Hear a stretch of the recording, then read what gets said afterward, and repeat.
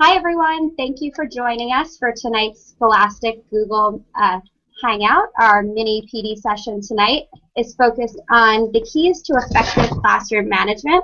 I'm Alex Ladich. I work in Scholastic's Corporate Communications office, and I am thrilled to be here tonight. And I do encourage you all to use your chat feature and submit questions throughout this Hangout, as our panelists are very excited to receive your questions and answer them.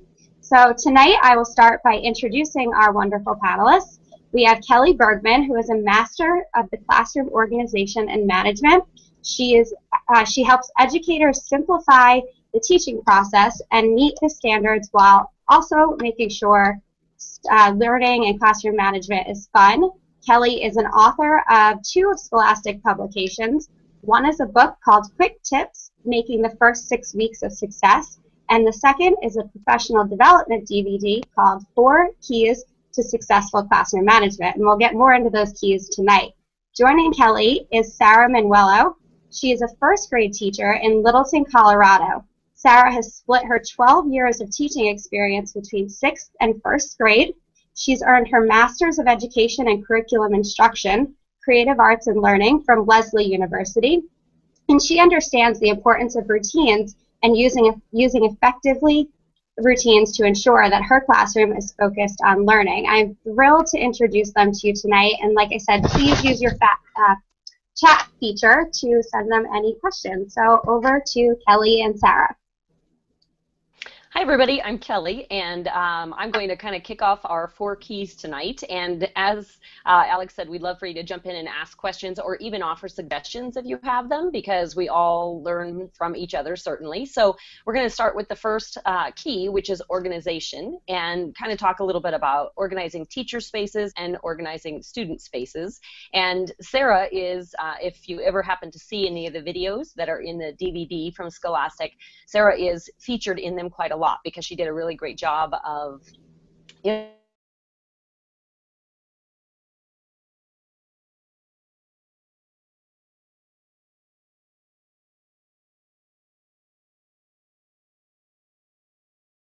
something that's drastically different in terms of filing. I'm sorry, I think your question cut out. Could you repeat it? Sure.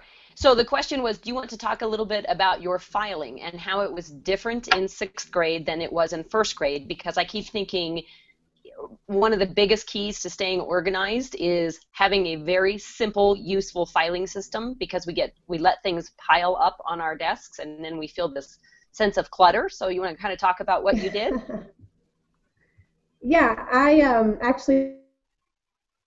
So I used to, in 6th grade, have all of my files by topic or by subject or whatever we were working on. And then once I worked with Kelly, I switched those to monthly. Most of my files are now monthly.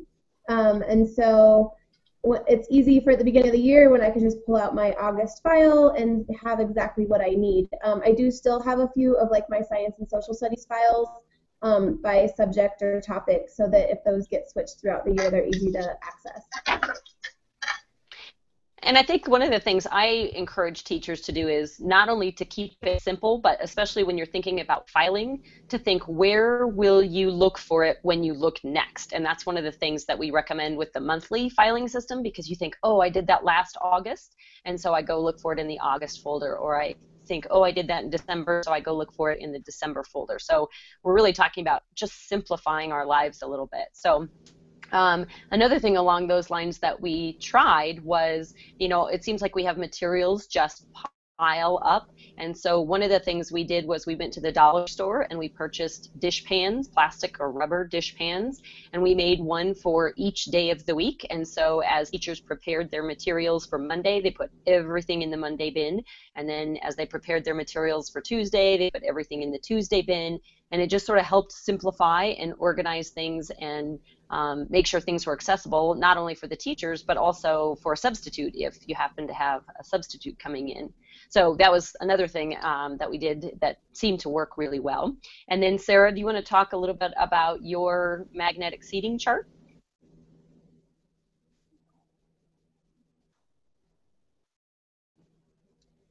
Yeah, so I take my students' pictures and I put them on just magnets, and I use any leftover magnets from the dentist or whatever, and put their pictures on them, and then I put them on a cookie sheet so that they stick, and then that way each month or whenever I want to change their seating chart, I have their picture that's easy for me to then just manipulate around, and it's nice too for the substitute.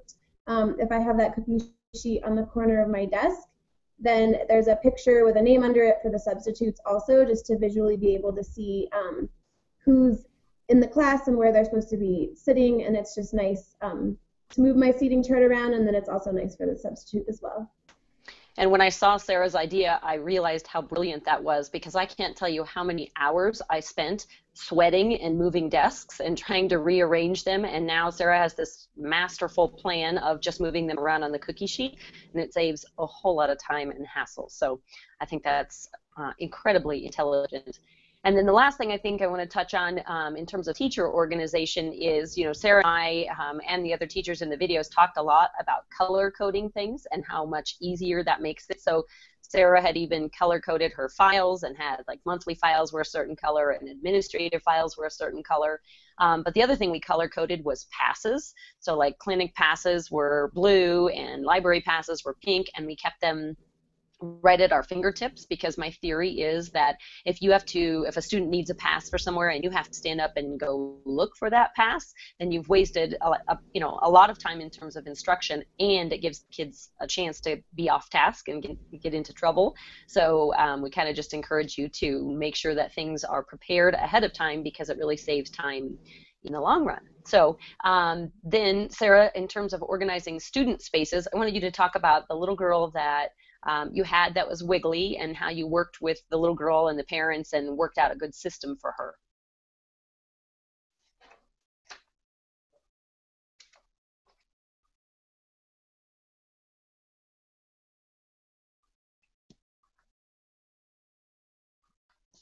Sarah, did you catch that question?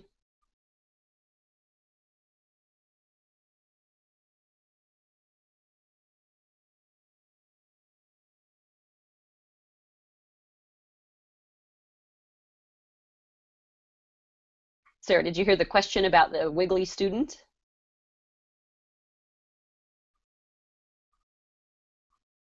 Alex, do you want to jump in this? Oh,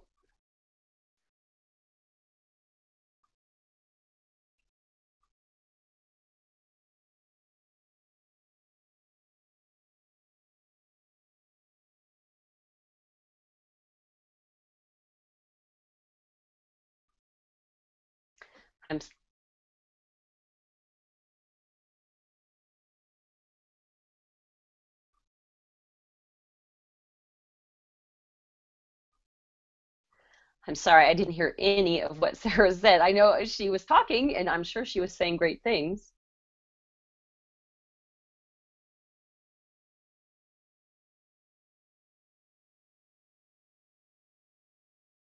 Alex, do you want to jump in and see if we have any questions coming in? Yeah, so Kelly, can you hear me? I can, but I think Great. I can't hear Sarah.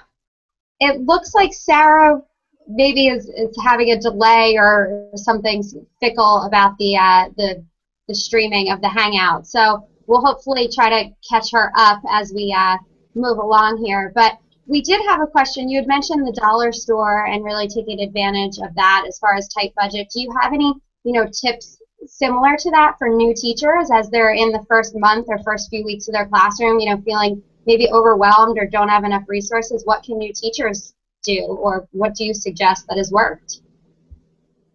Absolutely. The first thing I suggest, if you haven't already done so, is to ask your principal if there is a budget for new teachers, because sometimes they're not very forward about offering it, but sometimes if you go and ask and say, I am spending a ton of money getting my classroom set up, then sometimes they'll offer some funding for that. So that is certainly one thing to do.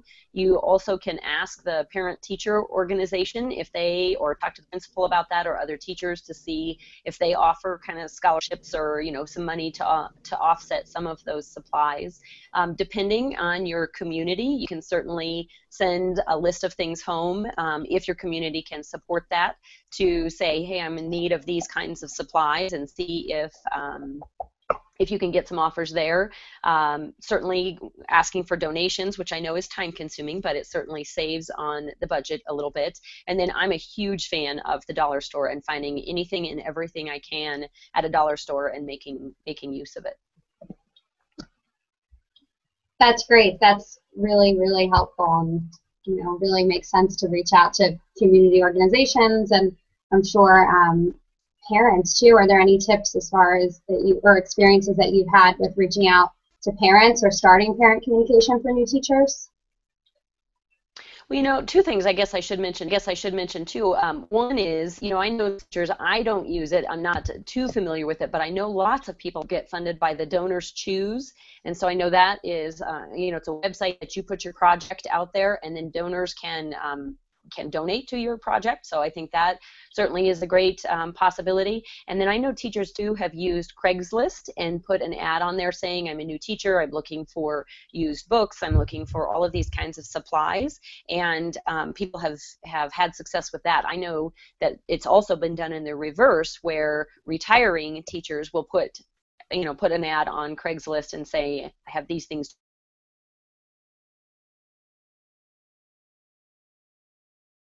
even. Absolutely. And Sarah, can you hear us? Yeah, I can hear you. Great. Do you have anything to add as far as what we've covered? I know you were muted for a little bit there, delayed, so sorry about that.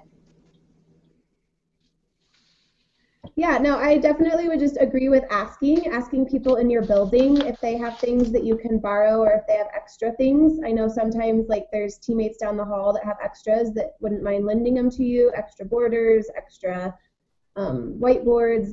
So I would always just say ask, and again, asking the parents, even it doesn't hurt to ask. So if you send out a wish list, and even if you're always helpful. And then again, just asking businesses, if you put it on letterhead what you're requesting, oftentimes they'll be happy to make a donation.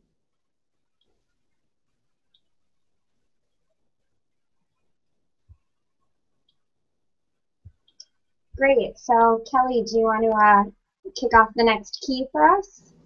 Sure. The next thing that we talk a lot about is routines, and Sarah is truly a master at routines, but I want to tell a quick story about routines because I think it really drives home the point, and that is that I was in the classroom of a new teacher, a first-year teacher, earlier this week, struggling. She actually came to me in the middle of the lesson and said, can you help me, because the kids were not behaving the way I thought they should be behaving. And so we sat down and talked about a variety of things. But one is, I asked her, I said, has their behavior changed? And she said, yes, it's gotten worse over the last few days. And I said, well, what's different over the last few days? And she said, I think it's a bad habit. And so, one of the things that I encourage teachers to do is start the year more strict than you plan to be, because it's much easier to loosen up than it is to tighten up. And in this particular teacher's case, she needs to go back and she needs to tighten up, and she needs to practice all of those routines, and she needs to make sure that she does not start teaching until she has the students' undivided attention. And it's kind of, one of the things I said to her is, I had been in a new teacher's classroom and I said, what kinds of things have you been trying? And this teacher said, well, I've tried this, and I've tried this, and I've tried this, and it was like 15 things. And what I said to her is, I don't want you to keep trying new things. I want you to choose one or two strategies and make them work. So practice them over and over and over again with your kids, because anything you want done well, you have to spend some time making that work. So Sarah, you want to talk a little bit about any of your routines? I mean, you're so good at transitions and songs and chants, and you're on your chalkboard about how you post your directions. So talk a little bit about your routines in your classroom and how you've gotten kids to follow those routines.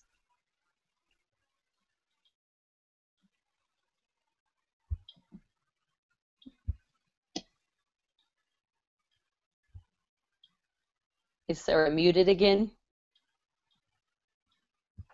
I'm hoping it's just a delay.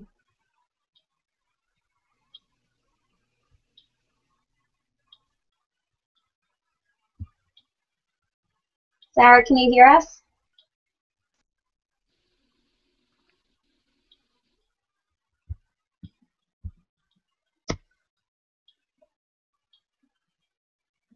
Well, while we wait for Sarah to maybe connect again with us, if you want to maybe give us some of those routines or different ideas that have really stuck in some of the classrooms you've been in or worked for you personally, I think that would be great.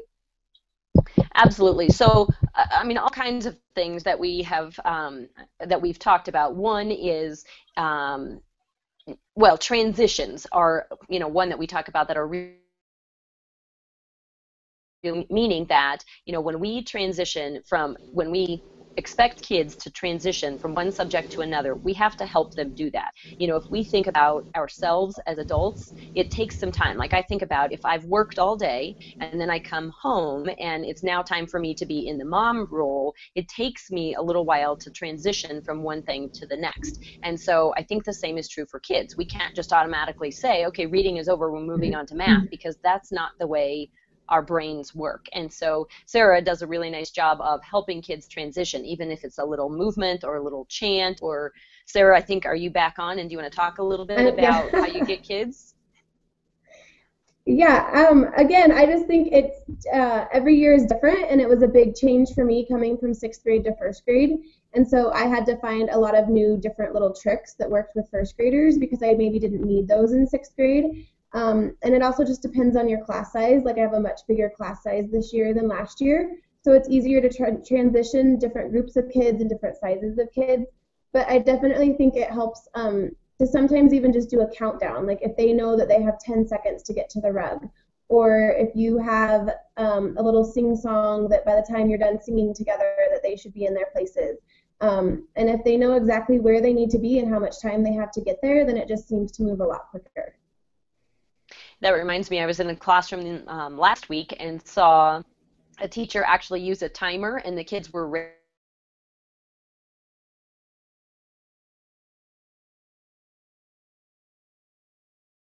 that this time, and really kids enjoyed that competition. And so I think anything to one, get them up and moving, because I think about every time they move their blood is pumping, and that's really good for them.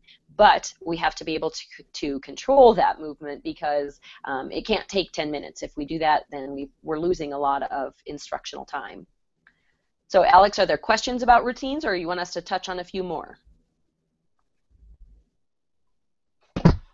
I think touching on a few more routines, you know, specifically for our younger grades, and then a couple specifically for our middle age grades would be helpful, and the differences between those two would be great.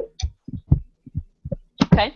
One of the ones that we have in the video is in Sarah's classroom, and it has to do with bathroom use, which I know if you're not a teacher, it's hilarious that you talk about how to get kids to and from the bathroom, but if you are a teacher, you know how important that is, because you know how many times a day kids are going to the bathroom, and if you let it interrupt your instruction every time someone goes to the bathroom, that's taking away a whole lot of instructional time.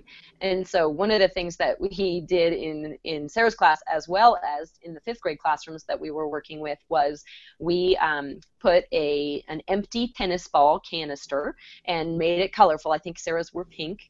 And we attached that to a bottle of sanitizer. And so the routine was supposed to be that the kids would take that, the tennis ball can and the sanitizer, and they would stand by the door. And they would just wait for a nod from Sarah. So in the video, you see Sarah just continuing on with her instruction. Nothing is interrupted. And she just nods at this child, and this child sets this container on the desk, goes out, uses the bathroom, comes back, thankfully sanitizes his hands. That's our main goal. We know that they're clean. And then puts the container back. But part of the reason that we did this is that, you know, we get so involved in our teaching and we let someone go to the bathroom, and then there's a fire drill or an emergency, and we don't know who's out of the classroom. We think we're going to keep track of that, but we don't. And so having something tall sitting on the students' desks lets us look around very quickly and know who is out of the room at that time. So I think, I don't know if you have anything you want to add, Sarah, but I know that works really well in the classroom. Yeah, and I still use that method, and it's very nice because then the kids don't have to interrupt me. They just know to stand by the door, and by standing there, it's just my cue to nod to them yes or no. And sometimes I'll ask them to wait. Can you wait 5 minutes? But I don't have to. It doesn't have to always interrupt my teaching. And then it is a nice reminder for them to sanitize their hands.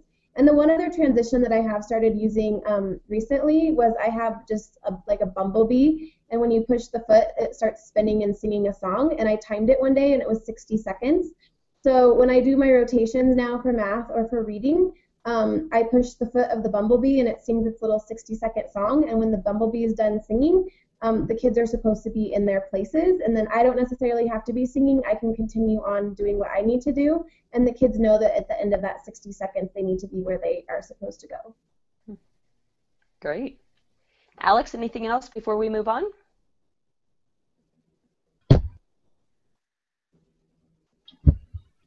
Those are great. Thank you, Kelly and Sarah. I think moving on to the next routine is great.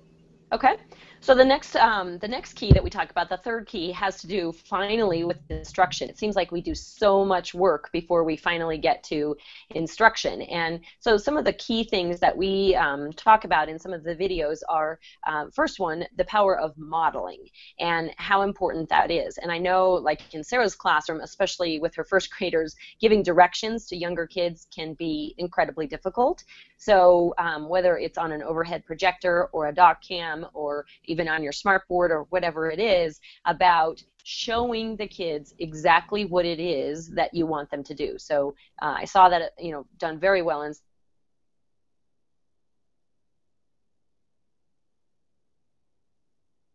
she was thinking aloud, so she was putting down what she was writing about, and the kids would jump in and try to give her suggestions, and she'd say, wait a minute, this is my turn.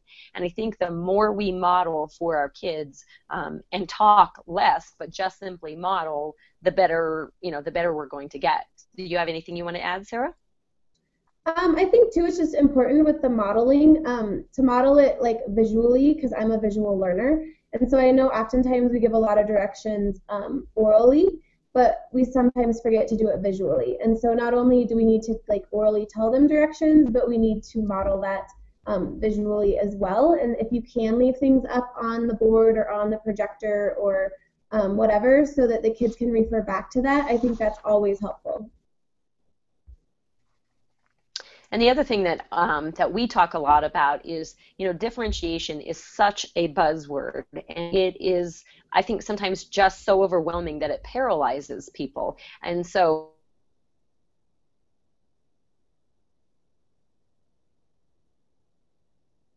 a teacher makes 5 different tests every time she gives a test. Am I going to be required to do that?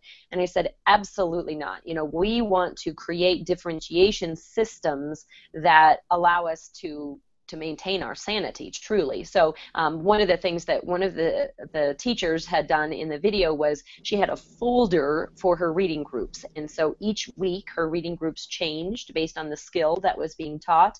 And she just had a folder. And inside the folder it had the names of the students who were going to be in the group, the skill that they were working on, and then just some quick notes about what would be done on Monday and Tuesday and so on.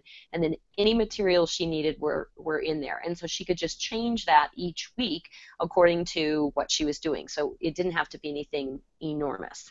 And then we also talked about like activity menus that you can create once and then use them over and over again. So like if they're for multiple intelligences, then you might have something that looks a bit like a bingo card, and one row each row has a different area of intelligence, and then kids can choose something from each row, and it kind of makes it simpler versions of differentiation. So I'm always looking for things that we can create once and use over and over again. Do you have anything you want to add, Sarah?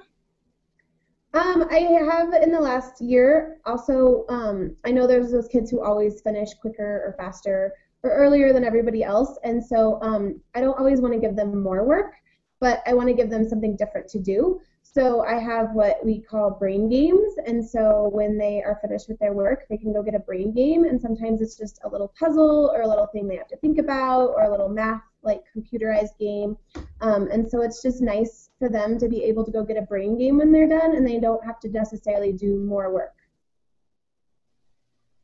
Great. Any questions in terms of instruction, Alex, or shall we move on to the last key? We are good to move on to the last key. Thanks, Kelly. Okay.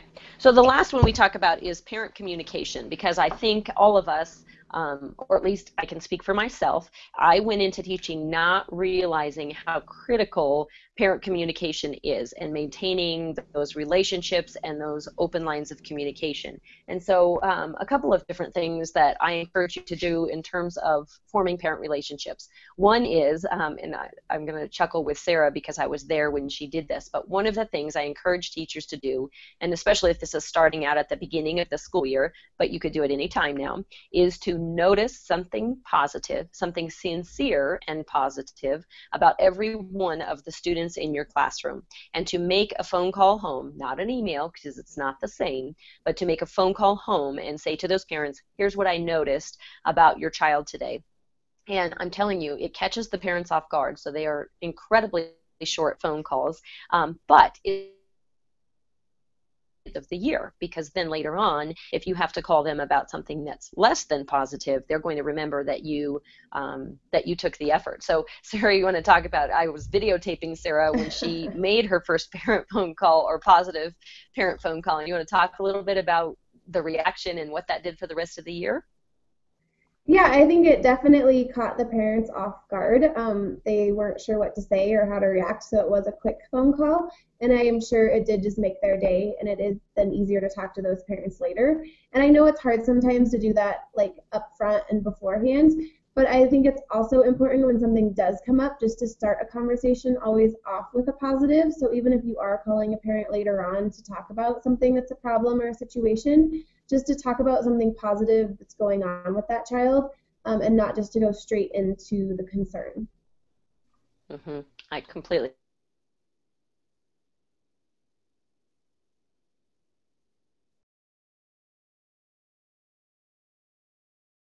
to possibly explore options for kids who may need additional support and that kind of thing, is keeping track of your communication with parents. And so I have something called a parent communication log, and it has, I guess, like 5 columns on it. It has the date, it has who I contacted, it has what I was contacting them about, but then there's a column that says, did I contact them or did they contact me?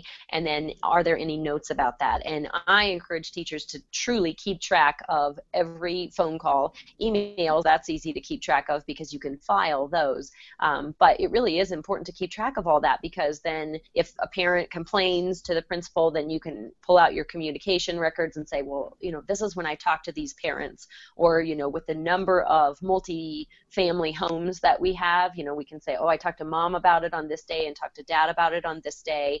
And I think it really, we think we're going to remember those things and we don't. And so it's really important to keep track of those.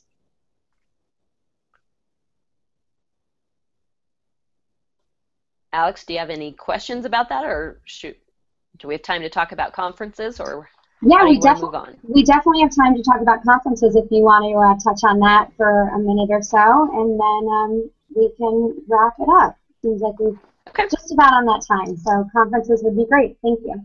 Okay. A little bit about conferences and a system that I worked with Sarah on for parent conferences. And what we did was we had a 1-page sheet for every student, and at the top of that was the student's name, and then below that was the parent names. I always say to teachers, those may be your best friends, but when you're on your 15th conference of the day, you may forget their names, and so it's always nice to have them right there. And then again, like we were talking about before, about starting the conference off with a positive note, it totally changes how the conference goes from there. And then asking parents if they have any questions or concerns that need to be addressed, so that you're sure you address and a goal in each of the academic areas. So one for reading, one for writing, one for math, so on and so on. And then also one in social, because I, as a parent, am as concerned about the social piece as I am about the academic piece. So, are my girls using their manners, and are they making friends, and are they being kind to others, and all of those kinds of things.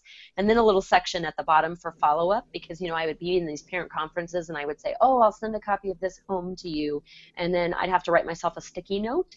And so just having a space on the bottom to write that on. And then Lisa, one of the teachers we worked with, had this brilliant idea, and she stuck a little flag on any sheets that she needed to follow up on, so that after conferences were over and she could regroup, she was able to go back through those sheets and figure out which ones she needed to follow up on, and then follow up on that. Because when you talk about maintaining parent relationships, if you say you're going to follow up on something and don't, it really can, you know, destroy that parent relationship.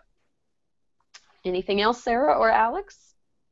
I just want to add that I use those sheets still for all of my conferences, and it's been nice, especially too if you have like class size relief throughout the day, and so if a student's going to work with another teacher, and I've had years where the students might go to another room for math or another room for writing, and so it's nice for those teachers to be able to give me their strength and then their area of concern so that I can address that with the parent in the conference. And you think that you'll have all these ideas in your head, but by the end of the night when you're so tired that if it's all just in front of you, it just moves so much quicker through the sheet. And I've had so many parents also ask me for a copy of the sheet, and so again, I happily make a copy for them and send it home because they like to see the positives and the concerns to have, like, to keep track of that.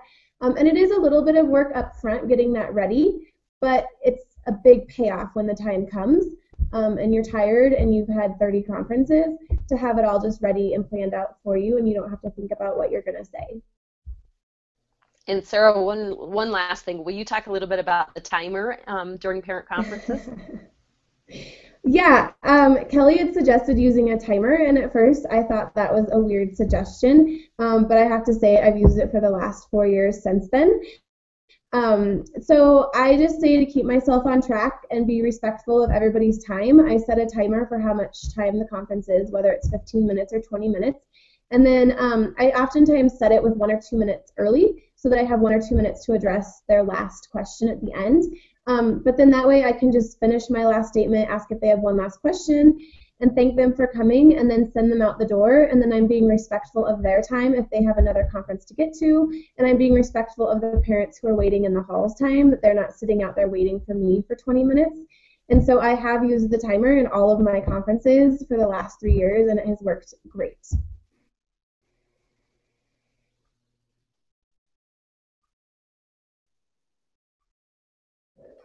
Any other questions, Alex? We actually do have a question, Kelly, from Donna M. is requesting if we could make your parent communication log available. It is available in the book. So anything, the Quick Tips book, any of the templates and tools that are in the book as little thumbnail sketches, there's a CD in there, and it has all of those templates on it, and they can be somewhat personalized, and you can fill in information and then then print it out for your needs. So pretty much everything we've discussed, like the parent communication log, the parent conference planning sheet, a lot of those things are actually in the book. And can I just throw in that for all of my parent communication that's not through email, like all of my phone calls and all of my before and after school talks out front, I just write those. There's a spot in my plan book, and so I just keep track in my plan book of the times that I've talked to those parents. Again, just it's nice when you don't have the email track, but to go back and be like, oh yeah, we did talk about this 2 weeks ago, and what's happened since then.